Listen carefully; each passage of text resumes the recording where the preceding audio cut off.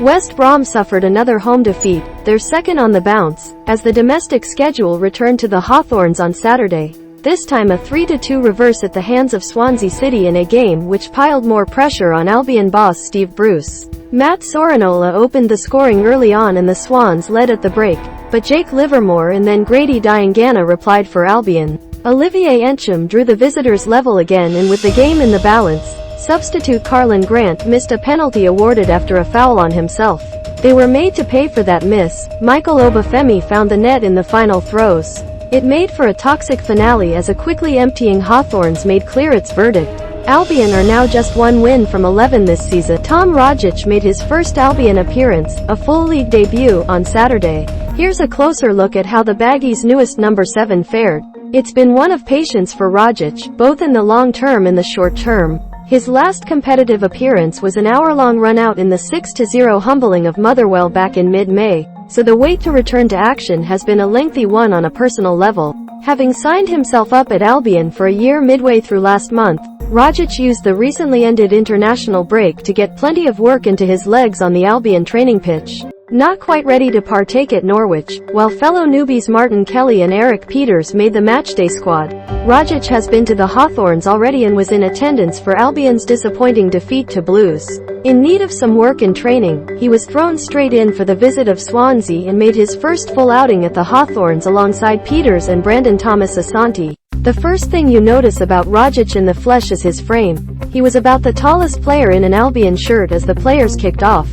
The Aussie lined up in the midfield 3 with he and John Swift operating as 8s, slightly ahead of the deep-lying captain 6 Jake Livermore. With Swansea scoring early on and immediately in control of the flow of the game, it was tough work straight away. Albion's midfield, attack-minded on paper, appeared top-heavy as Messer Fulton and Grimes dictated the play with neat passages of football, and Albion's midfield looked overrun. Rogic has spent the last 10 years at a club who routinely dominate the ball, but he applied himself out of possession.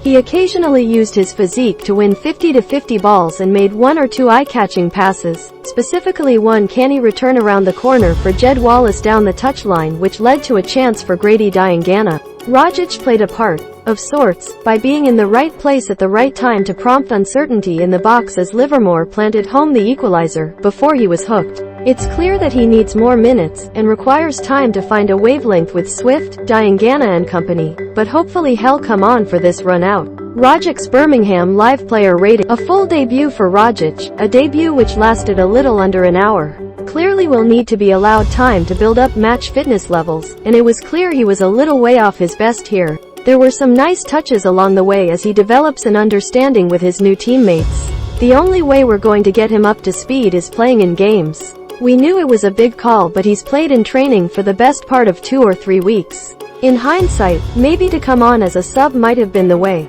but we thought, can we get a good hour out of him that will stand him in good stead?